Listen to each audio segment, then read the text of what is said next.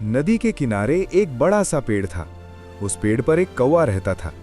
वो बहुत चंचल था, लेकिन उससे भी ज्यादा घमंडी था।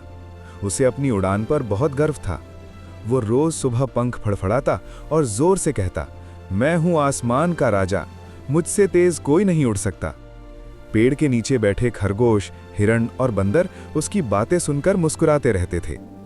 एक दिन शाम के समय कुछ सुंदर सफेद हंस लंबी उड़ान भरकर वहां आकर बैठे। वे बहुत दूर समुद्र पार करके आए थे। वे आपस में बात कर रहे थे। उफ, कितनी लंबी उड़ान थी, लेकिन हमने हिम्मत नहीं हारी। कौवे ने उनकी बातें सुनी और तुरंत उनके पास पहुंच गया। वो अकड़कर बोला, इतनी सी उड़ान में थक गए? अरे इतना तो मैं रोज सुबह शाम उड़ लेता हूँ। हंस एक दूसरे को देखने लगे। वे समझ गए कि कौवा थोड़ा ज्यादा ही शेखी मार रहा है।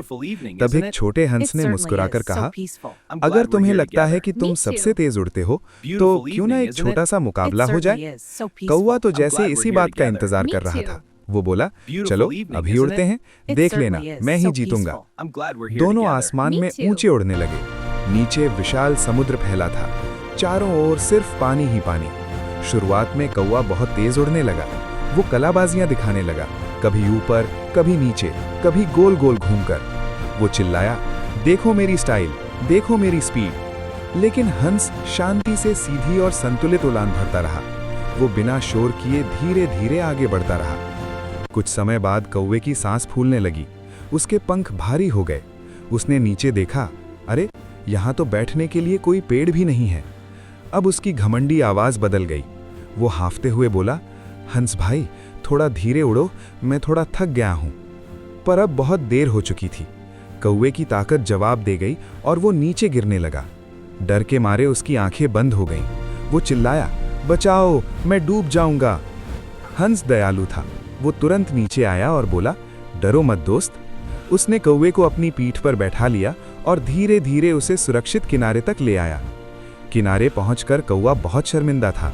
उसने सिर झुका लिया और बोला, मुझे माफ कर दो, मैंने बिना सोचे समझे घमंड किया। असली ताकत दिखावे में नहीं, धैर्य और मेहनत में होती है। आज मुझे समझ आ गया। हंस मुस्कुराया और बोला, जो अपनी गलती मान लेता है वही सच्चा बहादुर होता है। उस दिन के बाद कौवा बदल गया। अब वो शेखी नहीं मारता था, बल्कि सबके साथ मिलकर रहता था। जंगल के जानवर भी उसे फिर से पसंद करने लगे। सीख, घमंड हमें मुसीबत में डाल सकता है, सच्ची ताकत विनम्रता और धैर्य में होती है। कहानी पसंद आई तो लाइक, शेयर और सब्सक्राइब करें।